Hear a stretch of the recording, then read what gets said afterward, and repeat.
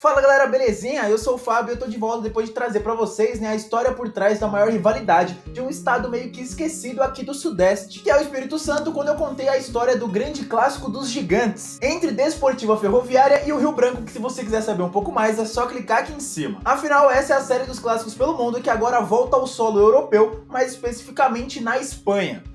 Mas antes de qualquer coisa, já sabe, deixa o like maroto aqui embaixo, marca seu amigo, seu meio aqui, curte o tema e se inscreve no canal pra gente chegar logo o quanto antes à nova meta que é de 20 mil inscritos. Tá longe? Tá, mas vamos que vamos. Sem esquecer, claro, de curtir a página lá no Facebook, tem novidade quase todo dia. E mano, é rapidinho, que o vídeo aqui, vai pra lá, deixa seu like e tamo junto. E também segue a gente no perfil novo do Instagram.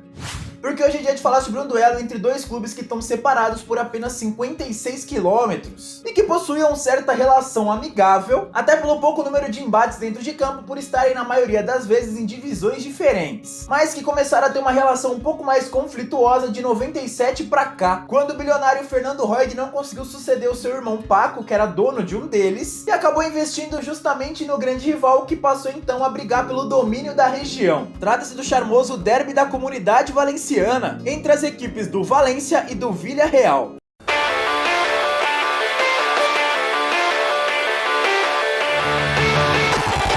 No começo desse ano eu fiz um vídeo especial nessa própria série dos clássicos pelo mundo sobre um derby lá da região valenciana, no chamado derby da Altúria entre Valência e Levante. Só que o embate de hoje possui um pouco mais de rivalidade, com mais história na primeira divisão, a La Liga, e também em competições continentais da UEFA. E que se você quiser saber um pouco mais sobre esse duelo que eu acabei de falar, é só clicar aqui em cima, viu? Porque hoje eu vou falar melhor do já citado derby da comunidade, onde de um lado nós temos o Valência Clube de Futebol, também conhecido como Los Che, que foi fundado no dia 18 de março de 1919, e de outro, o Villarreal Clube de Futebol, o querido Submarino Amarelo, que veio um pouquinho depois, no dia 10 de março de 1923. Com os dois escrevendo o primeiro capítulo dessa história somente no fim da década de 80, quando no dia 17 de setembro de 1986, os rivais empataram por 2-2 com os donos da casa, o Villarreal, vencendo nos pênaltis por 4-3. Secuencia esta falta tan extraña, va a venir el gol.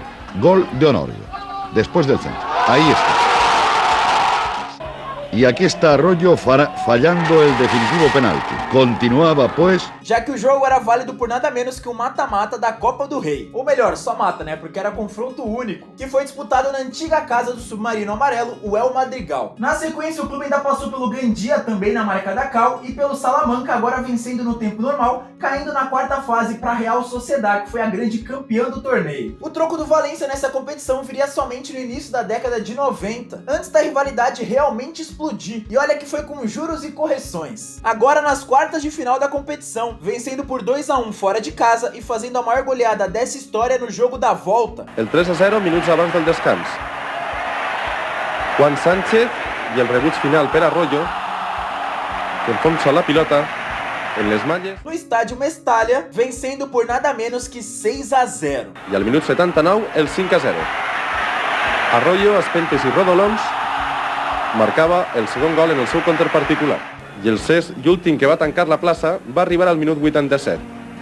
Una excel·lent jugada conduïda per Carlos Arroyo, que va centrar al punt de penal, on el capità Fernando va fer... Com os morcegos caindo um pouco depois na semifinal para o Real Zaragoza. Vale lembrar que entre esses encontros aí pelo torneio de mata-mata nacional, eles não duelaram pelo Campeonato Espanhol ou algo do tipo, já que, como eu disse no início do vídeo, era difícil ver os dois numa mesma divisão. Até por isso a rivalidade só foi explodir mesmo no fim dos anos 90. E por um motivo diferente, afinal até esse período aí, não havia disputa. O Valência sempre foi considerado um dos maiores clubes da Espanha, estando presente na elite em 85 das 89 edições, já disputadas de 1929 para cá, contando ainda com 4 taças, em 42, 44, 47 e 71. Enquanto o Villarreal tem uma origem bem mais modesta, passando nada menos que 6 décadas nas divisões inferiores da Espanha, e possuindo apenas uma conquista, o título da Série C do Campeonato Espanhol, lá na década de 70. O maior feito do clube até então havia sido mesmo a implementação do Submarino Amarelo como nova alcunha, tipo o novo apelido deles, que começou lá em 67, quando quando o Vidia conseguiu o acesso à terceira divisão, e essa promoção foi celebrada por toda a cidade com uma canção bem famosa na época, El Yellow Submarine de Los Mustang, uma versão adaptada da música dos Beatles Yellow Submarine. O clube amarelo só foi chegar à La Liga Santander em 1998, quando de fato a rivalidade começou, depois justamente de Fernando Roig anunciar a compra do Vidia Real, quando ele não conseguiu suceder o seu irmão Paco como dono do Valência e de forma controversa optou por comprar o outro clube da comunidade valenciana. E mesmo que o começo não tenha sido dos melhores, já que apesar de ter conseguido chegar à elite e ter vencido o Valência no primeiro duelo entre eles na Casa Amarela, o clube acabou tendo que disputar o playoff do rebaixamento, onde perdeu para o Sevilha e retornou à segunda divisão, subindo depois como vice-campeão e se estabelecendo na primeira divisão, onde agora sim passou a fazer frente ao grande rival e definitivamente converteu uma rivalidade antes inexistente no maior jogo da região, permanecendo no primeiro escalão espanhol por nada menos que 11 temporadas consecutivas, fazendo história a nível nacional e internacional. Curiosamente, em um dos períodos mais vitoriosos do próprio Valência, que foi campeão da La Liga em 2002 e 2004, vencendo o Villarreal nesse meio tempo por 4-2 no Mestalla, quando também faturou a sua primeira taça da Liga Europa, a época chamada de Copa da UEFA, eliminando justamente o grande rival na penúltima fase do torneio, em 2 jogos pra lá de equilibrados, com a classificação vindo apenas no duelo de volta também em Mestalla, com um gol de pênalti aos 16 minutos do primeiro tempo, marcado por Mista.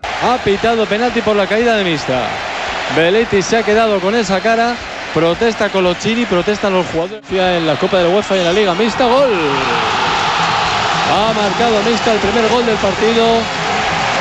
Marcou de penalti Mista, batendo depois o Olympique de Marseille na grande decisão por 2-0. Mas como eu já disse, o clube amarelo também viveu grande fase e montou um time estelar, contando com nomes como Belletti, Marco Senna, Juan Román Riquelme, Sorin, Furlan, que não só chegou perto da glória a nível europeu, como também fez isso na La Liga, terminando em terceiro na temporada 2004-2005, ficando atrás somente da dupla Real Madrid e Barcelona, conquistando também nesse meio tempo, os 2 únicos títulos internacionais de sua história. As edições de 2003 e 2004 contra Heerenveen e Atlético de Madrid, respectivamente, da extinta Copa Intertoto da UEFA, competição que foi criada para que os clubes que não conseguiram as classificações, as ligas dos campeões e da Europa, pudessem disputar jogos contra outros clubes do continente. E depois disso o Villarreal voltou a fazer bonito em outro torneio da UEFA, agora a própria Champions em 2006, quando também chegou às semifinais, mas agora acabou caindo para o Arsenal, depois de um pênalti desperdiçado justamente pelo melhor jogador daquele time, Juan Román Riquelme. Sem tempo para se recuperar, logo voltou a duelar contra o Valência numa competição nacional, a Copa do Rei da Espanha, no terceiro embate eliminatório dessa história. O quarto no geral, se a gente contar a classificação do Valência na Copa da UEFA. Mas sobre esse encontro aí que aconteceu na fase oitavas de final, eu vou falar melhor daqui a pouco. Nesse meio tempo, o clube amarelo chegou a emendar uma boa sequência de vitórias no derby valenciano, com direito a um 3-0 em plena casa do Valência na temporada 2007-2008,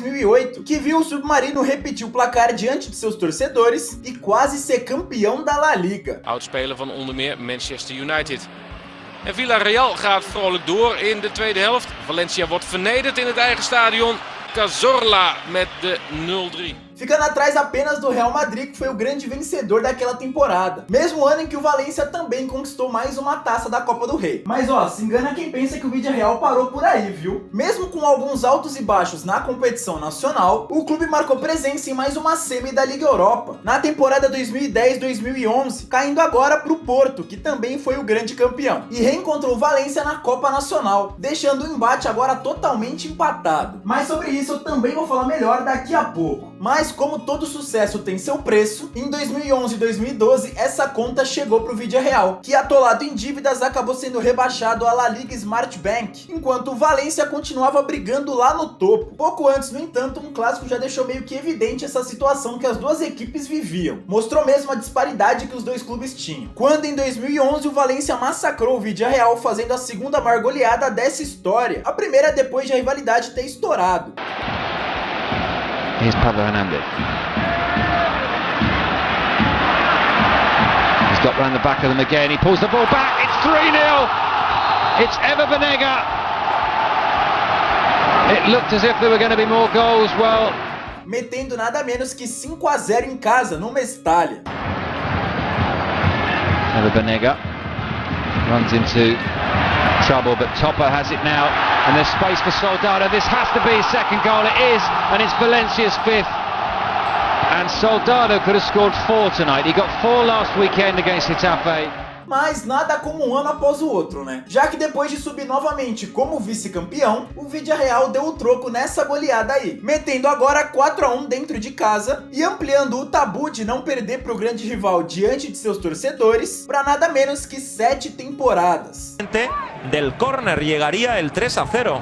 El remate de Uche y el toquecito de espalda a la portería y con la espuela de Giovanni Dos Santos para poner el 3-0 en el marcador. La mejor jugada del partido, el control, la carrera de Giovanni, vean cómo la pone a la derecha de la portería de Vicente Guaita para anotar en el 38. O que acabou pouco depois, né, um aninho mais tarde, em 2014, quando o Valencia foi lá no antigo El Madrigal e venceu pelo placar de 3-1. Imposible para Senjo. Y de nuevo la salida de un córner. El tercer gol del Valencia lo marcaba otra vez Shkodran Mustafi.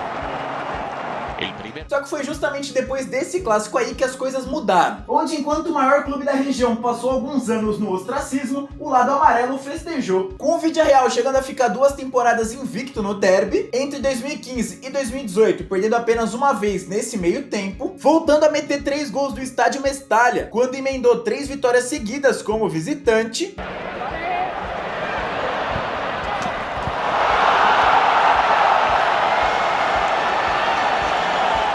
E ainda retornou às semis de uma competição da UEFA novamente à Liga Europa. Agora caindo pro Liverpool depois de ter vencido em casa por 1-0, mas vendo o Sevilha se vingar e bater os ingleses na finalíssima pelo placar de 3-1. Sendo que por falar nessa mesma competição, a dupla também mediu forças por lá na temporada 2018-2019, a única que faltava nessa história, quando o destino os colocou frente a frente nas quartas de final e deu ao Valencia a chance de, no ano de seu centenário, deixar o rival mais uma vez pelo caminho, agora vencendo os 2 encontros por 3-1 e 2-0. É verdade que os Tia acabaram caindo logo depois pro Arsenal, mas pelo menos deixaram o lado amarelo mais uma vez sem conquista internacional. Tirando a Copa Intertoto, né, que o Valencia também já conquistou e porque ela não existe mais. Pra resumir, desde que eles passaram a se encontrar com mais frequência, que foi a partir do começo dos anos 2000, o histórico entre eles é bastante equilibrado. Não na questão de títulos, mas no embate mesmo. Prova disso são os resultados obtidos, né, na última temporada, 2019-2020,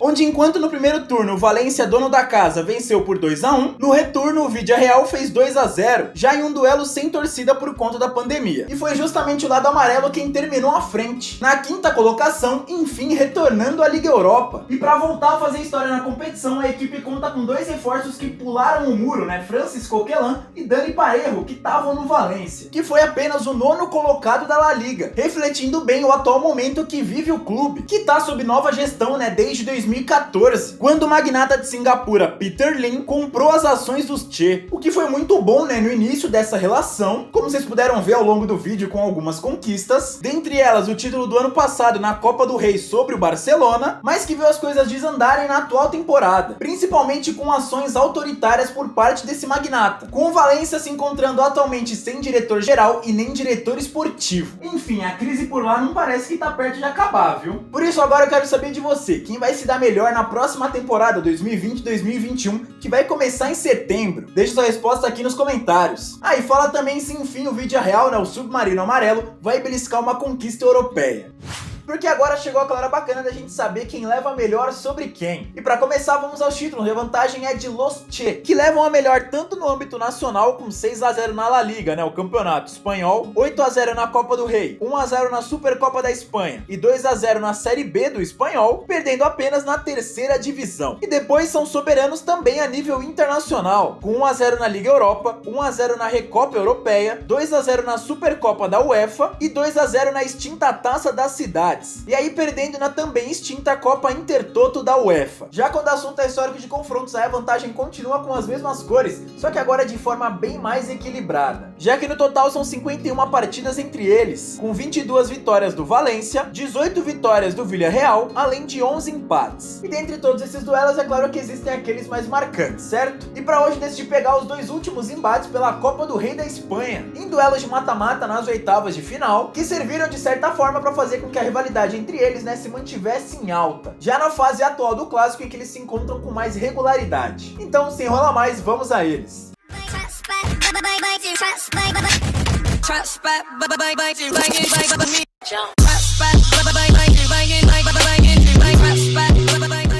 E o primeiro jogo marcante de hoje faz a gente voltar um pouco no tempo, pro início dos anos 2000, lá na Copa do Rei de 2006. Pouco depois de o Valência ter eliminado o grande rival nas semifinais da Copa UEFA, né, a atual Liga Europa, que vocês puderam ver melhor ao longo do vídeo. Com o embate de agora pelo torneio nacional sendo também bastante equilibrado, mas pela fase oitavas de final, logo na estreia das duas equipes pela competição daquela temporada, que viu Los Tia não darem chance ao Clube Amarelo, vencendo os dois duelos, fora de casa pelo placar de 2-0 e depois no Mestalla pelo placar mínimo, 1-0, ficando à frente no histórico dessa competição com 2-1 em eliminações. Amb un llançament magistral que descol·loca Viera i que escola per la dreta de la porta per tal d'acabar-te en el costat contrari. Era el minut 3. Depois disso, no entanto, o clube não foi muito longe, caindo logo na fase seguinte para o Deportivo La Coruña, adiando em 2 temporadas o sonho da 7ª conquista valenciana, que acabou vindo em cima do Getafe em 2008, sendo que mais recentemente, em 2019, o clube foi octacampeão, em cima de ninguém menos que o Barcelona. O troco do Villarreal não demorou muito, vindo apenas 5 temporadas depois, na Copa do Rei de 2011 e agora sim com juros e correções, servindo meio que para vingar as eliminações seguidas para o maior rival no início e meio da década passada, quando a dupla mediu forças novamente na fase oitavas de final, agora com os dois entrando uma fase antes, com o Submarino Amarelo passando pelo modesto Real Unión e o Valência batendo o Logroñés, agora empatando sem gols no duelo de ida e com o Villarreal amassando o grande rival no El Madrigal. Olha só, até rimou, vendo Banega abrir o marcador e Soldado fazer 2-0 para os visitantes. Aos 23, Soldado recebeu belo lançamento de Maduro e ampliou o marcador. Mas depois virando com Cazorla, Rossi e Ruben. Foi do Villarreal. Cazorla iniciou a reação após passe de Giuseppe Rossi. 2 minutos depois, Marco Ruben foi derrubado dentro da área. Pênalti que Rossi converteu com categoria, 2-2. O italiano estava impossível e deixou Marco Ruben livre para fazer o terceiro. E vendo Rossi mais uma vez fechar a vitória em 4-2. Mais um belo gol. Tranquilidade, categoria se livrou do goleiro, do zagueiro. E o Villarreal estava classificado com a vitória de 4. Na sequência, pelas quartas, o Clube Amarelo fez um ótimo duelo de ida contra o Sevilha, empatando em casa por 3-3, mas depois não conseguiu segurar o ímpeto dos andaluzes. Foi derrotado por 3-0 e deu adeus ao sonho da inédita conquista.